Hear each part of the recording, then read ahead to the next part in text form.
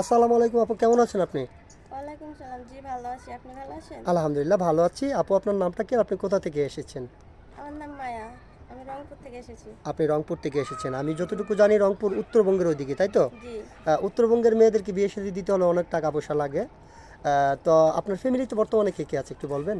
আমার ফ্যামিলিতে বাবা মা আছে, আমার 2 বোন। আপনার দুই বোন, আপনি ছোট না বড়? আমি মেজো, আমার বড় বোনের বিয়ে হয়েছে। আপনার বড় বোনের বিয়ে হচ্ছে, আর ছোট বোন কি করে বর্তমানে? কিছু করে না আর কি, বাড়িতে বাসায় আছে, আছে। তাই তো? জি। আচ্ছা ঠিক আছে, আপনার বাবা কি করেন, কাজ করেন? কাজ করে, সপ্তাহে 2 দিন করে, 4 দিন বসে থাকে।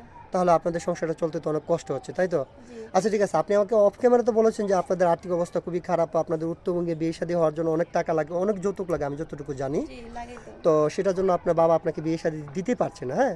আপনি আমাদের এখানে আসছেন একটা ভালো জীবনসঙ্গীর আশায়, যিনি আপনাকে দায়িত্ব নিয়ে ভালো রাখবে, তাই তো? জি। আচ্ছা ঠিক আছে, আপনাকে যিনি বিয়ে করবেন ওনার বয়সটা কেমন হতে হবে? বয়স? হুম। বয়স যেমন এক সমস্যা না। বয়স যেমনই হোক, কোনো সমস্যা নেই, আপনি চাচ্ছেন একটা কেয়ারিং হাজব্যান্ড যে আপনাকে ভালোবাসবে, ভালো রাখবে, তাই তো? জি। হ্যাঁ। বয়স ডাজেন্ট ম্যাটার, বয়স আজকে আছে, কালকে আপনার সেই রূপ যৌবন নাও থাকতে পারে, শুধু তার মনটা যদি ভালো থাকে তাহলে আপনি তার কাছে সবসময় সুখী থাকবেন। জি। সেটাই তো, হ্যাঁ। ইনশাল্লাহ সমস্যা না, আমরা চেষ্টা করবো আপনাকে এরকম একটা মানুষের হাতে তুলে দেওয়ার জন্য। আচ্ছা ঠিক আছে, তাহলে আমরা এই ভিডিও তো পাবলিক করব, পাবলিক করার পরে আমাদের এখানে শত শত মানুষ আপনাকে বিয়ে শাদী করার জন্য আমাদেরকে নক করবে, দেশ থেকে প্রবাস থেকে হাজার হাজার ভাই। অনেকেরই স্ত্রী চলে গেছে, মারা গেছে, অথবা বাচ্চা কাচ্চা হয় না, তারা দ্বিতীয় বিয়ে করতে চায়, 40, 45, 50 বছর হয়ে যায়। ওইরকম বয়সের কোনো ভাই যদি বিয়ে শাদী করতে চায় বলবেন? অবশ্যই বলবো, কেন বলবো না? সে আমাকে সারা জীবন পাশে রাখলেই হবে। আচ্ছা আচ্ছা ঠিক আছে, মানে সে আপনাকে ভালোবেসে আপনার পাশে থাকলেই হবে, তাই তো? জি। আচ্ছা ইনশাল্লাহ সমস্যা নাই। তো আপনার সাথে যোগাযোগ কিভাবে করবেন? আসলে আমার তো কোনো ফোন নাই। এখন যোগাযোগ যদি করতে হয় তাহলে আপনাদের মাধ্যমে করা লাগবে।